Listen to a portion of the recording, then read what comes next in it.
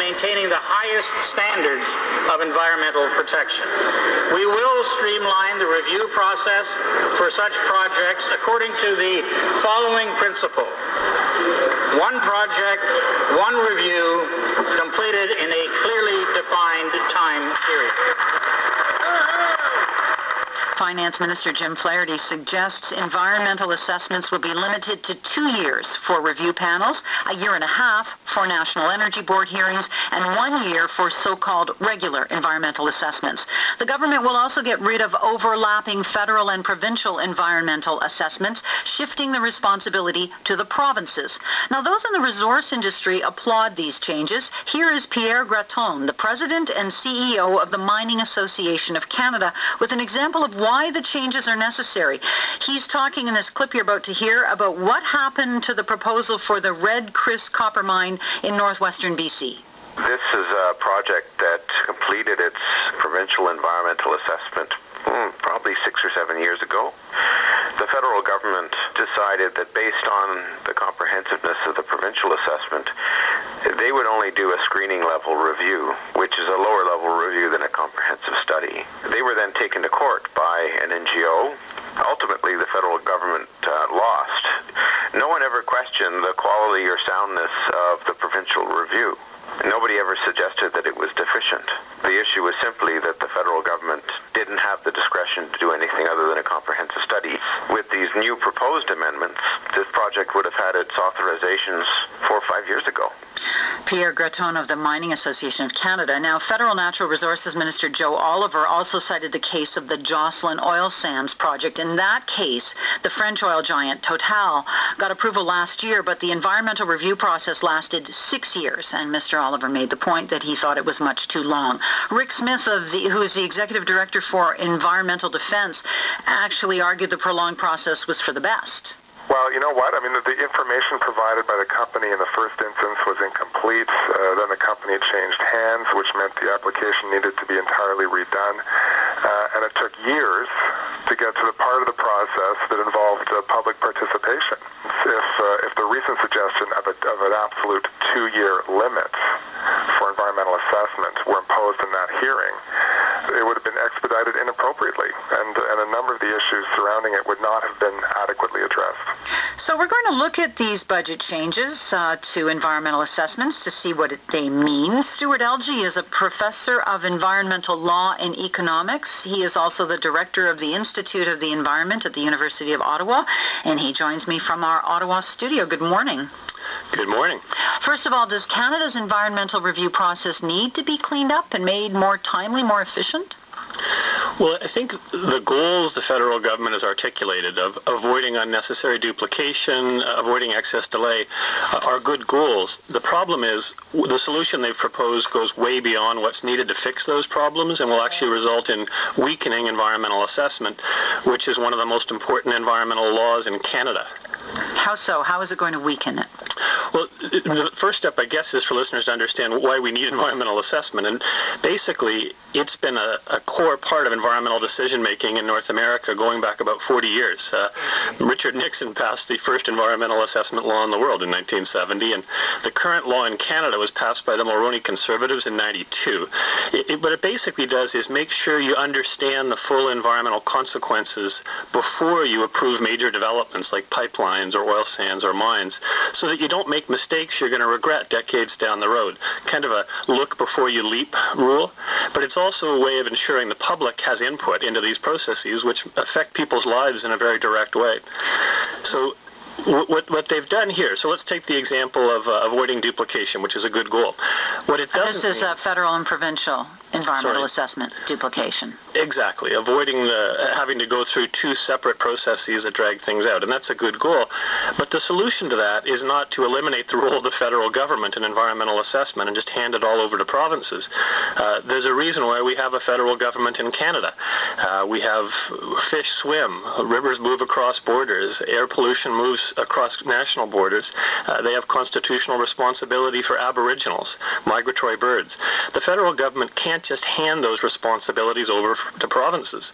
Environmental effects don't stop at a provincial border. If one province wanted to build a major hydroelectric dam on an interprovincial river, you wouldn't be very happy if your neighboring province got to decide if they were going to dry up a river that flowed into your province. But the feds aren't going to get out of all environmental assessments, are they, with this? No, but what it says is where there's an equivalent provincial environmental assessment process, then the federal government will look to step back. But that assumes that the provincial government, can handle all of the environmental issues that are within federal jurisdiction. And do you think they can? Well, they're not set up to do that. I mean, as I said, there's a reason why we have national governments, because environmental problems don't stop at a border.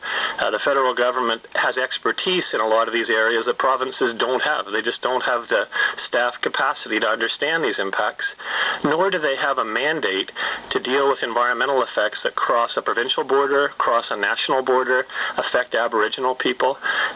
So the solution, though, is to actually have one environmental assessment that involves both levels. And we do that a lot. Right now, there's 5 or 6 joint federal-provincial environmental assessments, or you could even set up a joint federal-provincial agency. We've done that for oil and gas development. We've done that for endangered species listing. So you could solve this problem by combining federal and provincial assessments into one body, into one assessment. You don't have to have the feds step back. Is that what's happening with Northern Gateway? It is what's happening with Northern Gateway, yeah. There's a joint federal-provincial review. It's underway. From everything I've heard, it seems to be going along as expected. So eliminating the role of the federal government in a major project like that isn't in the interest of Canadians, but let me be clear, it is in everyone's interest to avoid unnecessary duplication and delay. Just don't overshoot. I was just going to ask you about the time limits. Is the time limit a good idea? Well, again, it's one of those ones that in principle, ensuring that things get done in a timely manner is a great idea. The problem is coming up with a one-size-fits-all rule. They've said small environmental assessments will all be done in a year, big ones have to be done in 2 years. That's like saying all houses have to be built in 1 year and all buildings have to be done in 2 years. Well, that's a good guideline, but what if the building's the CN Tower or a 60-story skyscraper or a nuclear power plant?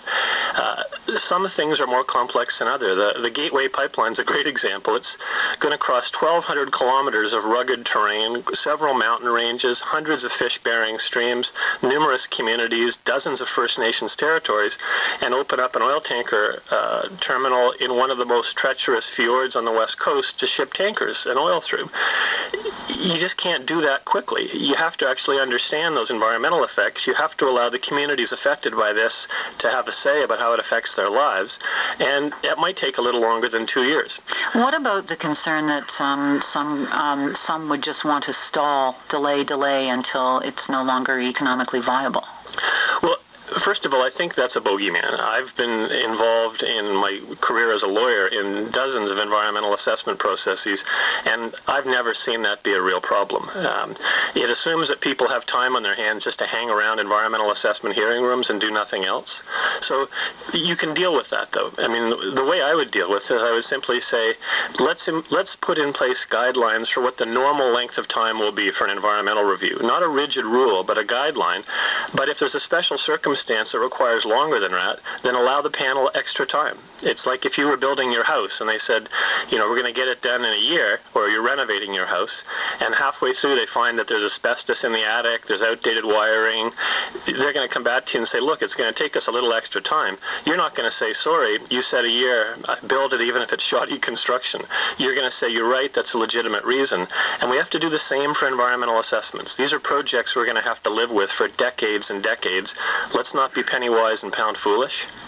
I'm speaking with Stuart Elgee. He is a professor of environmental law and economics at the University of Ottawa.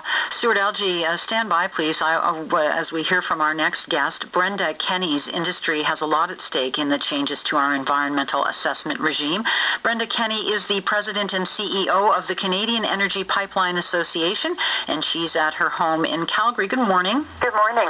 Well, First of all, what do you think of the changes introduced in the budget regarding environmental assessment? Well, I think they're directionally a good thing. I think that we need to recognize 20 years since the passing of SIA that it's been very helpful to have a professional approach to environmental assessment. None of that is changing at all. What we're seeing is the recognition that being integrated in one project, one review helps us clarify the issues and put them together with things like safety and like community engagement and Aboriginal consultation. So those things are positive. And in terms of timelines, how will that change things? I think the key here is that it provides more consistency and predictability. We've seen there are some projects that, with the help of active engagement with the federal government through the Major Projects Management Office, do come through in a relatively timely way, but it's still not particularly predictable. This is a generous timeline for any reasonable assessment. And keep in mind that major projects do not come forward and begin assessment at the time of the government review. There have been years of active engagement by the companies in the field doing studies, talking to communities, and ensuring they know all the issues and they're fully addressed. Can you give us an example of a pipeline proposal where you felt it was unduly held up in the review process as it exists now? Well, I think the most obvious and egregious one is, of course, the Mackenzie Valley pipeline, which took over 6.5 years to be reviewed, was ultimately approved, and we had, lots of community support. People were engaged around it and good discussion, but because there was a general lack of discipline in assessing the actual results and focusing on the key things that could have been characterized as potentially significant and whether or not they were fully addressed, that languished so long that the project became uneconomic. That was in the 70s, right? No, this more recent one was just recently, and the final approval came through last year. Okay, because there was, of course, an inquiry that began in the 70s. You're right. Yes, an original look at it at that point was 30 or 40 years ago, and the timing on it was not appropriate. But at this juncture, we didn't require, as Canada or that region that really wanted to see that pipeline proceed, I think nobody benefited from a lack of discipline on the timelines, and the longer assessment doesn't make it safer or better. You need to know that the science is clear, that it's been looked at thoroughly, but again, keep in mind that the time of that EA, what we're finding in practice, and we've worked with NGOs and others to assess this, is many of the objectives of the EA that were put in 20 years ago are in fact managed very well during project planning, even before we get to the government reviews. So that's a good thing, but now we need to be a little more disciplined in the timeline on those reviews. Okay, so when we look at something like Mackenzie Valley, was that a matter of not discipline, or do you think that it was intentionally dragged out? It's difficult to say, and I'm sure that there'll be lots of case studies on what exactly went on. But the fact is that there was very little gained in the massively long time frame that was done on that project. And we do know that when a project is well managed from a government review point of view, there's ample time in the space of a year and a half or 2 years to look at the evidence, even if it is a large project. And Stuart mentioned the Gateway project being an example of one that is going through rugged terrain and hundreds of streams. That's true, but we've done pipelines for many, many years in similar terrain with no effect. And those are still safely operated and have been for decades. So I think we need to recognize that large pipelines will still be federally regulated because they cross provincial and national boundaries. There is no devolution of the management or oversight of those. And for other projects within regions, there are clear standards, ongoing monitoring. All the land use planning is managed within the provinces. So their environmental effects are well known and well managed within the province, coupled with good companionship from the federal government and looking together at what matters across our borders. You wrote in an article on the Pipeline Association's website that the assessment process as it exists before this budgetary change is actually preventing industry from coming up with better environmental solutions. Well, what do you mean by that? Well, what I mean is that because these large projects are developed through active consultation and assessment early, keep in mind, no proponent is going to bring forward a shoddy application that has all kinds of holes in it, because they realize if they think this is an economically viable project, they better make sure all their T's are crossed and the I's are dotted. So a process that emphasizes that part of it and encourages active communications early and finding solutions is a very positive outcome. We had a specific example in Jasper National Park, which is iconic, a critically important ecosystem, and a company was expanding their pipeline system there and ended up doing such a good job working with the local environmental groups on issues that actually matter. They found key solutions, they worked through it together, and the whole hearing at the National Energy Board only lasted a day and a half because all of the environmental issues had been resolved. That's the sort of image of working collaboratively towards solutions that'll give us a much better outcome for the environment than fixating on a 4-year process is miraculously better than a 2-year process. A lot of people are nervous about the prospect of oil spills, particularly with pipelines traversing delicate ecosystems, as would be the case with Northern Gateway. How would you reassure people that in light of the changes to environmental assessments, the process could still be rigorous? Well, the process is rigorous, and these changes have no impact whatsoever on the details of the review or the thoroughness of the review. There are active and aggressive standards in terms of pipeline safety in Canada and abroad, and the Canadian pipeline systems, frankly, when you look at the statistics, are the safest in the entire world. As far as oil pipelines go, we have some of the largest systems in the world because we are big producers, and I think that it goes to the heart of the issue that we've functioned very, very well. Our goal as an industry is, of course, to get to zero incidents, just like any airline would want to get to zero airline crashes. We won't rest until we get to zero, and we acknowledge that occasionally there are incidents, but keep in mind that even if there's a spill, and we do everything to avoid those and are getting safer over time, even if there's a spill, they are cleaned up within the matter of a year or two. And when you look at some of them, such as the incident in Michigan 2 years ago, it's been completely cleaned up. In fact, the residual in the soil near that leak is testing out better than it was prior to the leak, because of the motorboat activity on that river had left pollution behind that the company cleaned up in the process of addressing their spill. So we have to keep in mind that these are significant incidents. When they do happen, they're extremely rare, and the cleanup technology is well understood.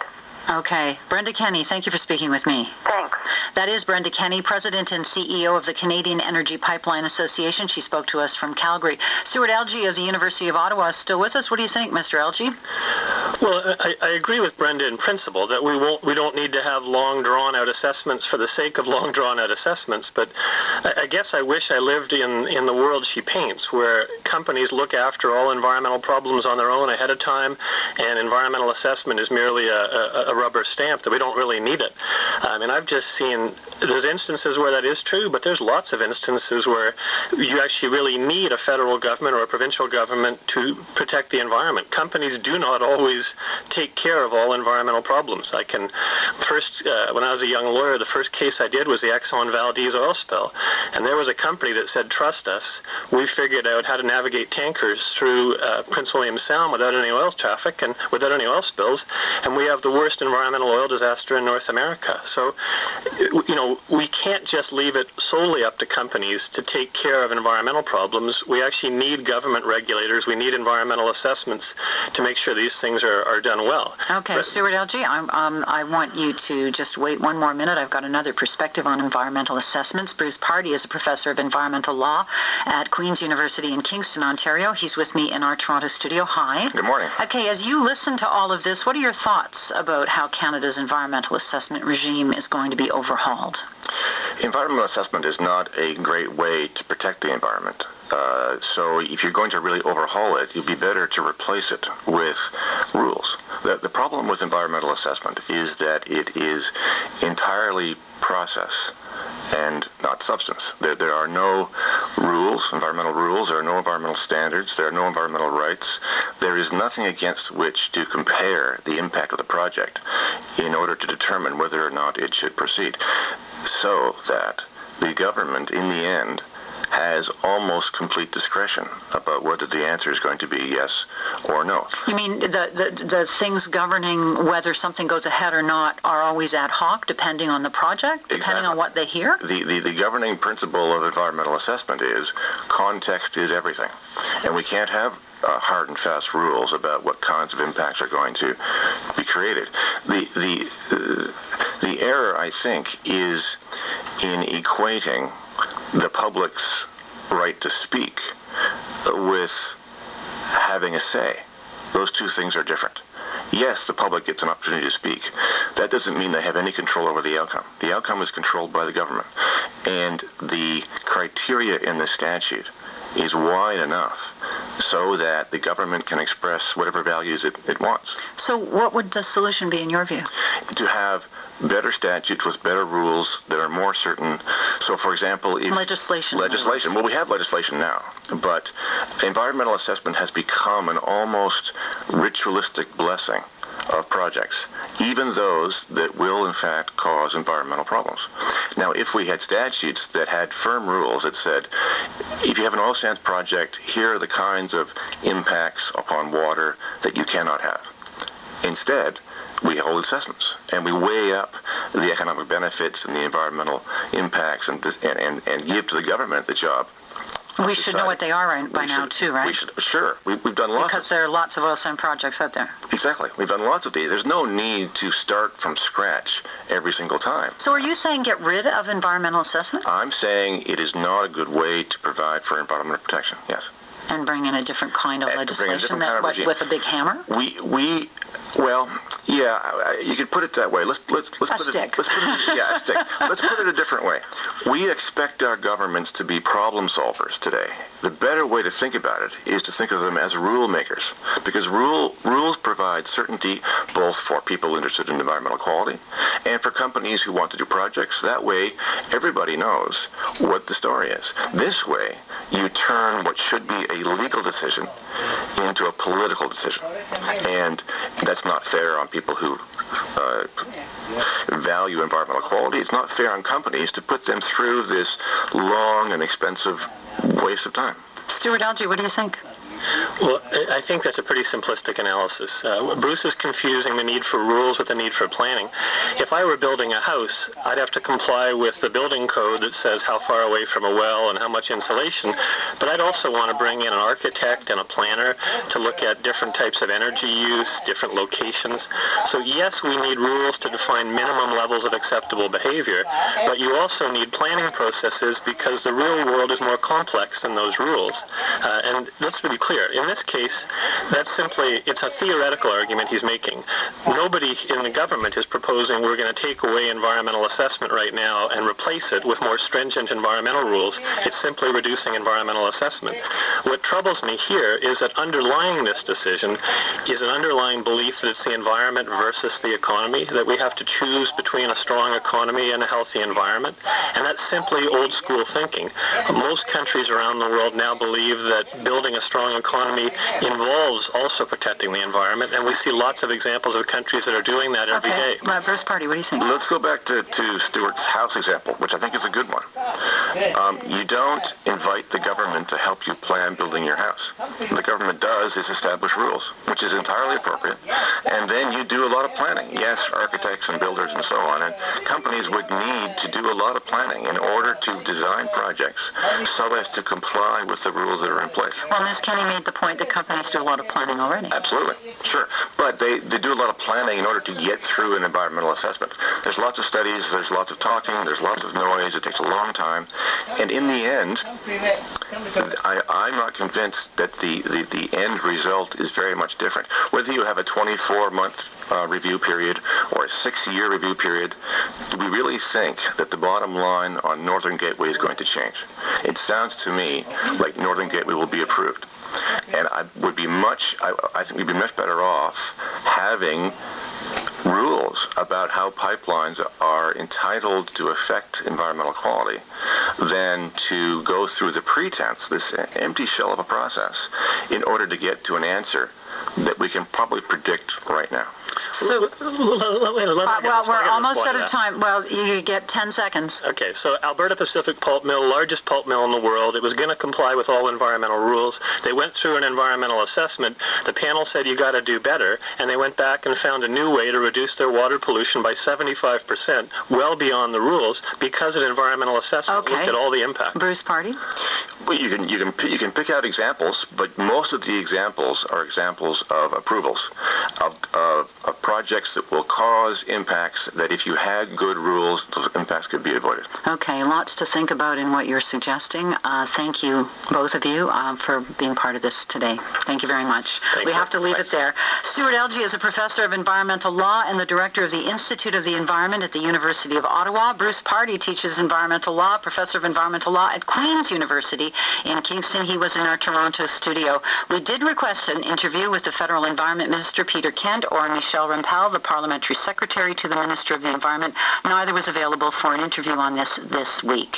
Stay with us on CBC Radio. So that's 4:20, April 4th, 2010. Watch, honey. Come on. There we go. So that's interesting. Yep. So, yeah. We have to keep the environment clean, despite what we do. Pretty simple, really.